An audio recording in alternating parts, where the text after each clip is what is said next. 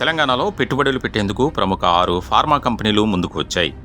ఈ నేపథ్యంలో సదరు కంపెనీ ప్రతినిధులు సీఎం రేవంత్ రెడ్డి, మంత్రి శ్రీధర్ బాబుతో చర్చించారు. MSN laboratory, Laurus, Gland Pharma, doctor Reddy's, Aurobindo, Hetero labs కంపెనీలు ప్రభుత్వంతో ఒప్పందం చేసుకున్నారు. ఈ క్రమంలో ఫార్మాసిటీలో 6 కంపెనీలకు అవసరమైన స్థలాన్ని కేటాయించేందుకు తెలంగాణ సర్కార్ అంగీకరించింది. లారస్ ల్యాబ్స్, అరబిందో ఫార్మా సంస్థలు ఫార్ములేషన్ యూనిట్లు నెలకొల్పనుండగా ఎంఎస్ఎన్ ల్యాబొరేటరీ ఉత్పత్తి R&D కేంద్రం ఏర్పాటు చేయనుంది.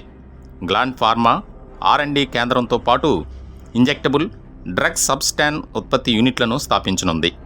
డాక్టర్ రెడ్డీస్ ల్యాబ్ ఇంజెక్టబుల్ బయోసిమిలర్ల యూనిట్ను, Hetero labs finished dose injectable తయారీ పరిశ్రమను నెలకొల్పనున్నాయి. ఈ 6 కంపెనీలు 6,280 కోట్ల పెట్టుబడులు పెట్టనుండగా కంపెనీల విస్తరణ కార్యక్రమాల ద్వారా సుమారు 12,490 మందికి ఉద్యోగ అవకాశాలు లభిస్తాయని ప్రభుత్వం వెల్లడించింది.